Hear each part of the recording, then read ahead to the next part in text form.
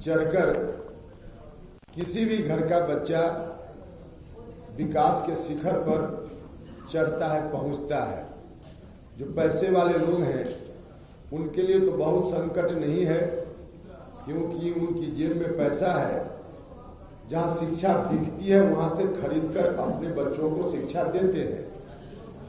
लेकिन गरीब परिवार का, दलित, महादलित, पिछड़ा, अति पिछड़ा या अगरी जात के भी जो गरीब परिवार के बच्चे हैं, उनके लिए तो वही एक सहारा है शिक्षा का।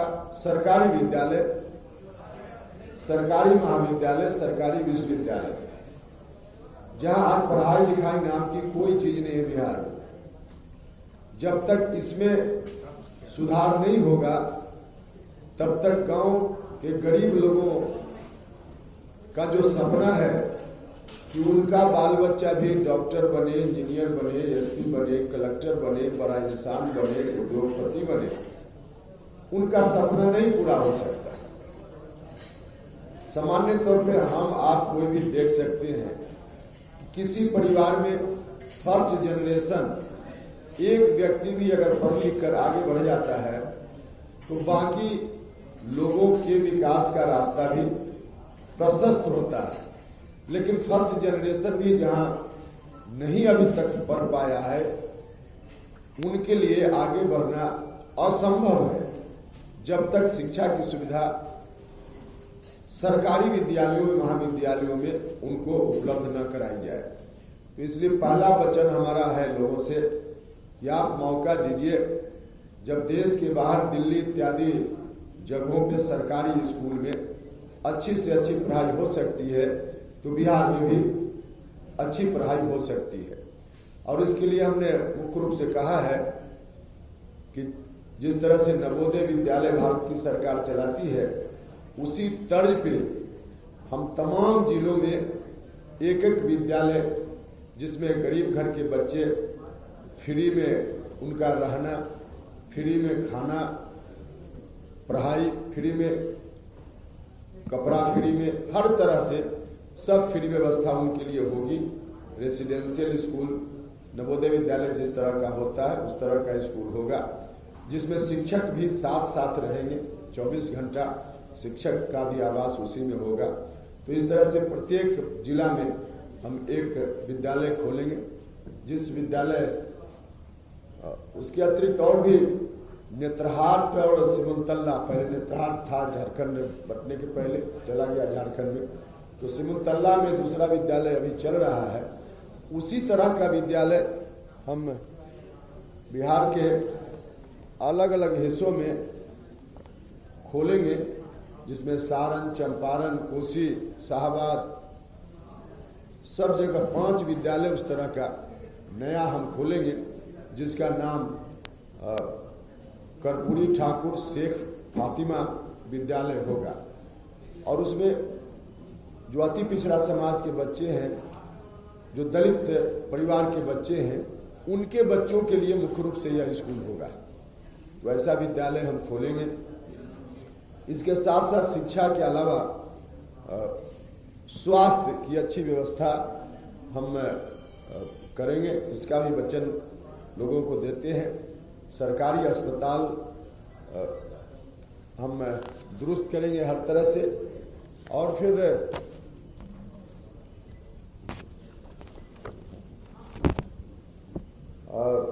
200 की आबादी पर प्रत्येक गांव में, माफ कीजिएगा 2000 की आबादी पर एक गांव क्लिनिक बनाएंगे। 2000, प्रत्येक 2000 की आबादी पर एक गांव क्लिनिक बनाएंगे। और शहर में वार्ड के स्तर पे हर वार्ड में एक वार्ड क्लिनिक हम बनाएंगे। आबादी के हिसाब से सरकारी अस्पताल में बिस्तरों की सुविधा, पेशेंट के लिए बेड और फिर बाकी सुविधाएं भी हम देंगे। चमकी बुखार जो बिहार में दशकों से, कई वर्षों से हर साल इसके चलते बच्चे मरते हैं, गरीब घर के बच्चे, तो कुपोषण रोकने के लिए भी हम करेंगे। और साथ ही साथ चमकी बुखार के रोकथाम के लिए अलग से हम इंतजाम करेंगे। सीमांचल, कोसी और जो पिछड़ा इलाका है उन इलाकों में हम सुपर मल्टी स्पेशलिटी मेडिकल संस्थान की स्थापना करेंगे। साथ ही साथ पढ़ाई दवाई के अलावा कमाई, जो सबसे ज़्यादा बिहार के लोग, नौजवान, मजदूर परेशान होते हैं, दूसरे राज्यों में जाते हैं, दर दर की ठोकरें खाते हैं, सिर्फ पेट पालने के लिए वहाँ घूमते रहते हैं, उनके लिए बिहार की धरती पर ही रोजी रोटी रोजगार की उपलब्धता हम सुनिश्चित करेंगे और उसके लिए कई काम करने होंगे। इसका भी वचन हम बिहार की जनता को देते हैं। जो काम रोजगार सृजन के लिए करना है उसमें मुख्य रूप से दो तरह का इंतजाम होगा। एक तो तुरंत लोगों को रोजगार मिल पाए और एक थोड़ा समय लगेगा उद्योग इत्यादि की स्थापना करने में, तो उसमें अस्थायी रूप से लोगों की समस्या का समाधान हम कर पाएंगे। तो जो तुरंत रोजगार मिले उसके लिए भारत की सरकार जो मनरेगा चलाती है उसी के तर्ज पे हम बिहार सरकार के खर्चे से योजना चलाएंगे, जिस योजना का नाम स्वामी सहजानंद सरस्वती कृषि रोजगार योजना उसका नाम होगा। इसमें मुख्य रूप से किसान के खेत में जो मजदूर काम करते हैं, यह मांग देश भर से उठती रही है भारत सरकार के समक्ष कि भारत सरकार मनरेगा में ऐसी व्यवस्था करे कि किसान के खेत में जो मजदूर काम करते हैं उसका भुगतान मनरेगा के फंड से हो, ताकि मजदूरों को रोजगार भी मिले और किसानों को भी सहूलियत मिले।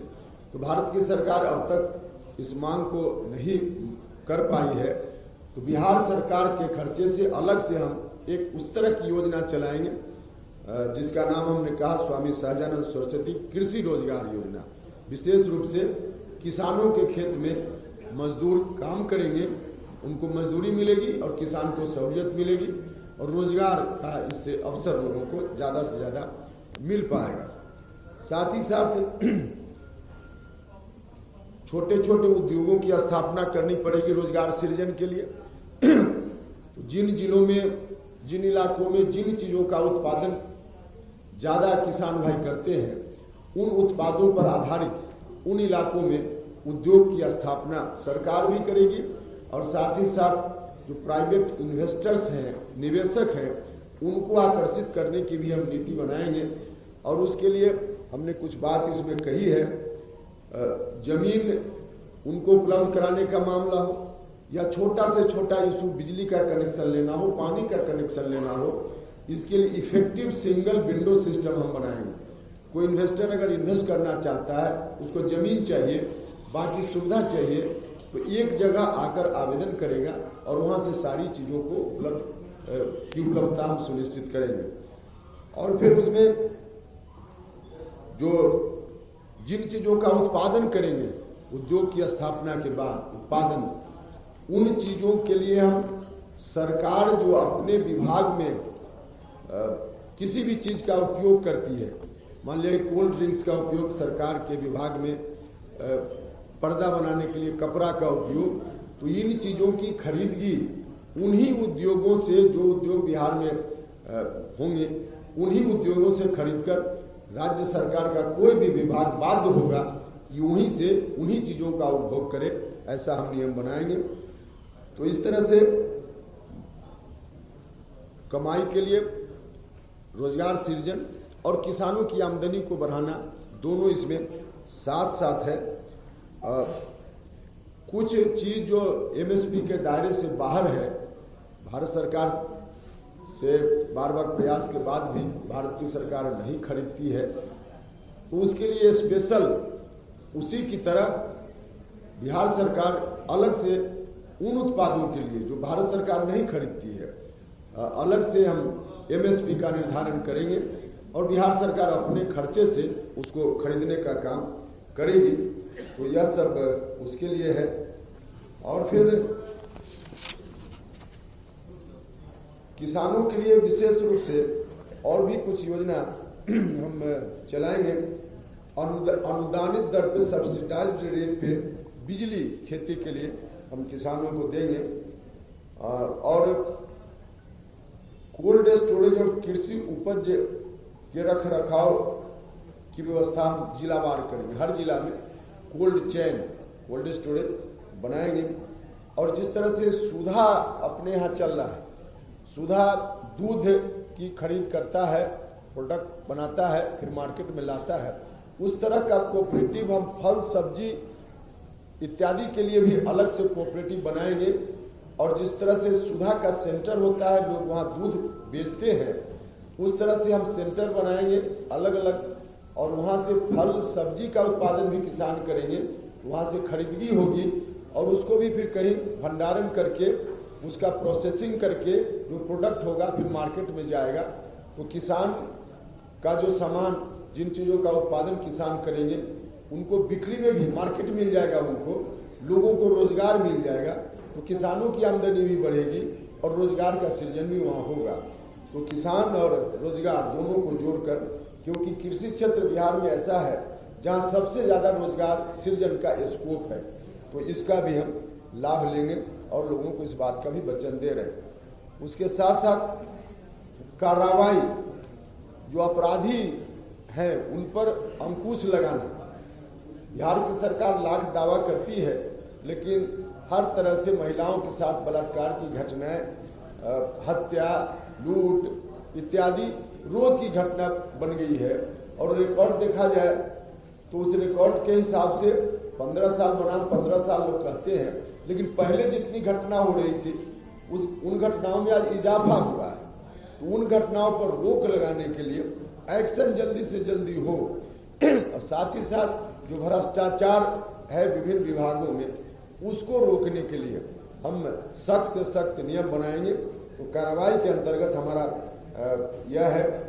इसमें फिर उसके बाद अंतिम जो हमारा वचन है मुख्य रूप से सुनवाई में कोर्ट में जो मामला लंबित रहता है, खास करके गरीब लोग, मजदूर लोग, किसी मुकदमा में फंस गया, अब 10 साल 20 साल लगा चलते रहता है, बेचारा जाता है, तारीख होती है, कुछ नहीं उसमें निदान निकलता, डेट पर डेट पड़ते रहता है, और इस तरह से उसका मामला लंबित रहता है।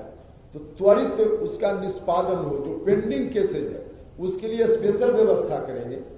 और आगे जो पंच का, ग्राम पंचायत का सिस्टम है, जो सरपंच लोग हैं, उनको भी अधिक से अधिक हम सशक्त बनाएंगे, ताकि उनके जुरिस्डिक्शन का जो मामला है उसका निष्पादन वही हो जाए, लोगों को कोर्ट का चक्कर न लगाना पड़े। तो इस तरह से उसके लिए करेंगे। लेकिन एक बड़ा मामला इसके संदर्भ में है, जो बिहार सरकार के जुरिस्डिक्शन में नहीं है भारत सरकार के जुरिस्डिक्शन में, लेकिन उसके लिए भी बिहार की सरकार से हम हर संभव कोशिश करेंगे कि वह मामला भी जल्दी से जल्दी निपट लिया जाए। और उसके लिए हमारी पार्टी लगातार आंदोलन भी करते रही है। वह मामला सुप्रीम कोर्ट और हाई कोर्ट में। आज व्यवस्था ऐसी है कि 250-300 परिवार के लोग ही वहां जज बनते हैं। वहां चाहे दलित परिवार के लोगों, पिछड़ा अति पिछड़ा, इनकी बात तो छोड़ दीजिए, आज तक एक महिला भी चीफ जस्टिस नहीं बन पाई। यहां तक उसमें जो सिस्टम है कि गरीब ब्राह्मण परिवार का भी कोई नौजवान पढ़ने में चाहे जितना तेज हो, वह भी चाहे कि सुप्रीम कोर्ट हाई कोर्ट में जज बन जाए, तो उसके लिए भी रास्ता वहां बंद है, नहीं बन सकता, क्योंकि कोई व्यवस्था ही नहीं। वहां कुछ लोग बैठकर जज का नाम सेलेक्ट कर लेते हैं, यही सिस्टम है कॉलेजियम सिस्टम। उस सिस्टम को समाप्त करके, जैसे एसपी कलेक्टर की बहाली के लिए परीक्षा होती है, तो हम चाहते हैं कि वहां भी उसी तरह का इंतजाम हो, ताकि किसी जात का हो, किसी धर्म का हो, तेज विद्यार्थी हो, जज बनना चाहता हो, तो उस एग्जाम में बैठे और उसमें जो पास करे, कंप्लीट करे, तो जज बन पाए। तो ऐसी व्यवस्था भारत सरकार को करनी है। भारत सरकार अभी तक नहीं कर रही है। हम सरकार बनने के बाद जो पहला सत्र होगा विधानसभा का, उस सत्र से इस आशय का मजबूत प्रस्ताव बनाकर भारत सरकार को हम भेजेंगे, ताकि इस पर भारत सरकार जल्दी से जल्दी निर्णय ले। तो मुख्य रूप से हमारा यही है, पढ़ाई, दवाई, कमाई, सिंचाई, कार्रवाई और सुनवाई, और इन्हीं मुद्दों पर हम बिहार की जनता को वचन देते हैं कि आपने सबको दिया, 15 साल उनको दिया, 15 साल उनको दिया, तो सिर्फ 5 साल आप दीजिए, इन तमाम वचनों को पूरा करने का काम हम करेंगे। तो ये हमारे मुख्य मुद्दे हैं। उसके साथ साथ कुछ और भी महत्वपूर्ण वचन है, जिसमें पटना का नाम हम पाटलिपुत्र करेंगे। पटना का नाम पाटलिपुत्र करेंगे। सम्राट अशोक, चंद्रगुप्त मौर्य और आचार्य चाणक्य ऐसे महापुरुषों की प्रतिमा पटना के मुख्य चौराहे पे हम लगाएंगे और एक नया यूनिवर्सिटी बनाएंगे जिसका नाम गौतम बुद्ध विश्वविद्यालय, गौतम बुद्ध के नाम के साथ जोड़कर एक नया यूनिवर्सिटी बनाएंगे। और एक चीज और जानकारी दे आपको, जो खेल कूद वाले बच्चे हैं, स्पोर्ट्स वाले बच्चे हैं, उनके लिए अलग से हम एक यूनिवर्सिटी बनाएंगे। कोई कबड्डी खेलने में अगर बहुत तेज है तो उसी में हम उसको डिग्री देंगे, ग्रेजुएशन, पीजी, उसी में डिग्री देंगे, ताकि वह खेल में भी आगे बढ़े। और उसको हम स्नातक की डिग्री देंगे तो वह फिर IAS, IPS या बाकी कंपटीशन जो उस लायक है उसमें भी बैठ सके। तो हम स्पोर्ट्स यूनिवर्सिटी बनाएंगे जिसमें खेल कूद को प्रमोशन मिलेगा और खेलने कूदने वाला, कोई कबड्डी खेलने वाला हो, क्रिकेट खेलने वाला हो या जो भी खिलाड़ी हो, उसी में हम उसको डिग्री देंगे, ग्रेजुएशन या पीजी, PhD जो भी करना हो, तो हम उसी खेल में ही उसको डिग्री देंगे और उसका उपयोग करके आगे वह बढ़ सकता है, जा सकता है।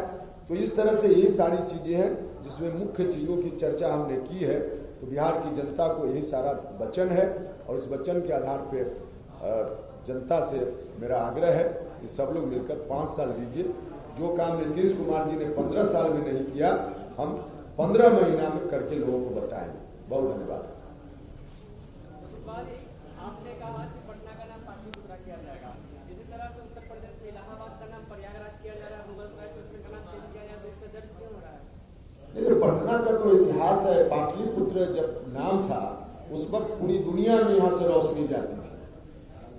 पाटलिपुत्र कहने से हर आदमी को प्राइड फील होता है, क्योंकि जब हम पाटलिपुत्र कहते हैं तो उसी समय की याद करते हैं जिसके बारे में हमारे प्रधानमंत्री जी भी कहते हैं कि विश्व गुरु हिंदुस्तान को बनाना है।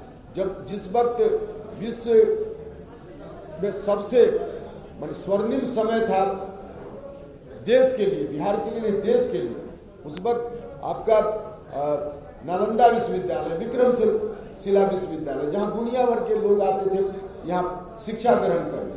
आज तो यहाँ कुछ नहीं, तो हम उसी गौरव को लौटाना चाहते हैं और उसके लिए एक प्राइड का फीलिंग होता है जब हम पाटलिपुत्र बोलते हैं। तो इसलिए पटना का नाम पाटलिपुत्र करना जरूरी है। बहुत धन्यवाद। चलिए ठीक है।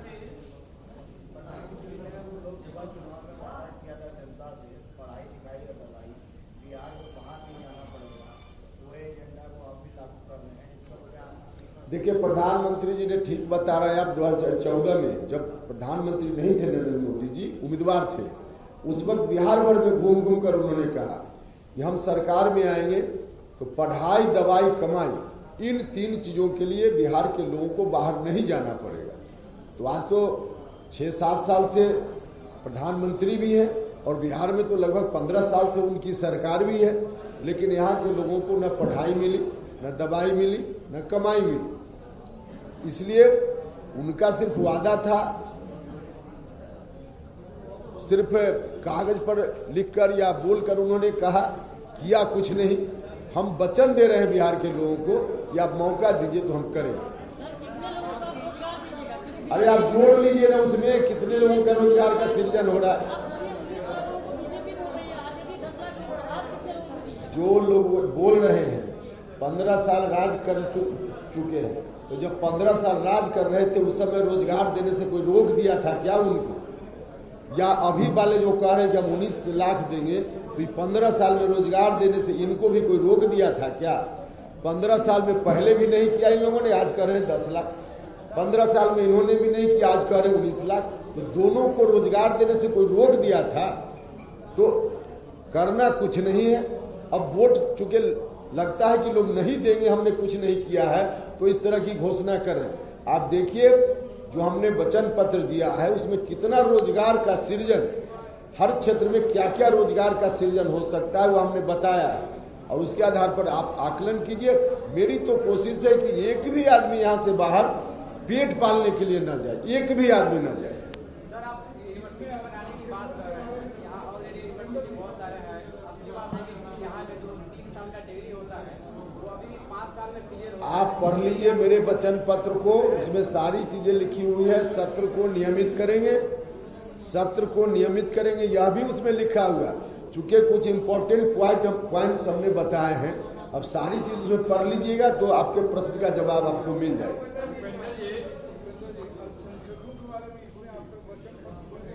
आप ठीक से देख लीजिए, अल्पसंख्यकों के बारे में भी है, अल्पसंख्यकों के बारे में भी है, सब है उसमें, आप ठीक से पढ़ लीजिए। सुनिए, और नंबर टू हम रोजगार सृजन की बात कर रहे हैं, हम शिक्षा की बात कर रहे हैं, हम अस्पताल की बात कर रहे हैं, तो क्या अल्पसंख्यकों को अलग करके कर रहे हैं क्या? इसलिए है, बाकी आप कह रहे हैं वह भी है उसमें। चलिए, बहुत धन्यवाद।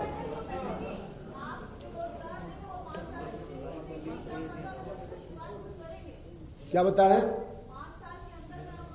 तो हम तो बता रहे मनरेगा की तरह जब हम लाएंगे योजना तो कल से रोजगार मिलना शुरू हो जाए, कल से मिलना शुरू हो जाए, उसमें कहा कोई।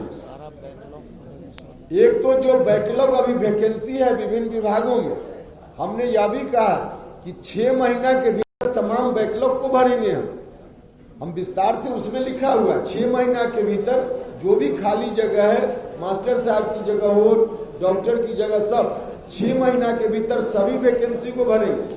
साथ ही साथ हम यह भी नियम बनाएंगे कि 6 महीना के भीतर जिस दिन विज्ञापन निकलेगा किसी नौकरी के लिए, विज्ञापन की तारीख से अगले 6 महीना के भीतर सारी प्रक्रिया पूरी करके उसको ज्वाइन करा देंगे। यह नहीं कि वैकेंसी आज निकली और 1.5 साल 2 साल बच्चा घूम रहा है कागज लेकर के। हम 6 महीना के भीतर सुनिश्चित करेंगे कि कैसे वह ज्वाइन कर ले, वेतन मिलना उसको शुरू हो जाए।